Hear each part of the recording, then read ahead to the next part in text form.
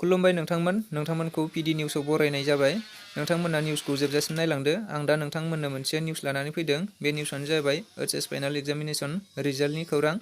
दा बे रिजाल्टनि खौरांखौ आसामनि चिफ मिनिस्टार हिमन्त बिश्व शर्माया गावनि टुइटारनि गेजेरजों फोरमायनानै होदों। दा सोरबा टुइटार बाहायोब्ला बिथांमोना निसय नुखाबाय जानांगौ। दा जायफ्रा टुइटार बाहाया बिथांमोना आंनि निउसनि चेनेलनि गेजेरजों नायनानै लाब्लानो जाबाय। दा बिथाङा ओरै फोरमायना होदों। Result of the Assam Higher Secondary HS Final Examination will be declared on June 27, Monday at 9 a.m. My best wishes to all the students who had appeared in the examination. दा नोंथांमोन बेयाव बेबायदि बुंदों, नोंथांमोनाबो नायदो। आं दा नै माबायाव होखादों, भिडिअ'आव होखादों। दा नोंथांमोनाबो फरायना नायदो। दा बेयाव होनदों जुननि 27 समबारखालि होनदों।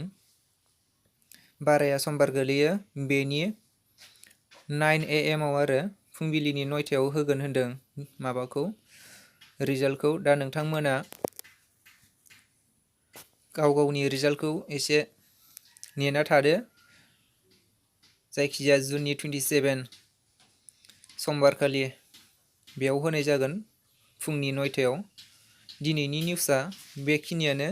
दा नोंथांमोना निउसखौ मोजां मोनदोंब्ला पिडि निउसखौ साबस्क्राइब खालामदो, लोगोसे लाइक कमेन्ट हरदो आरो बेल आइकनखौ थुनानै होदो नोंथांमोन। Thanks for वाचिं।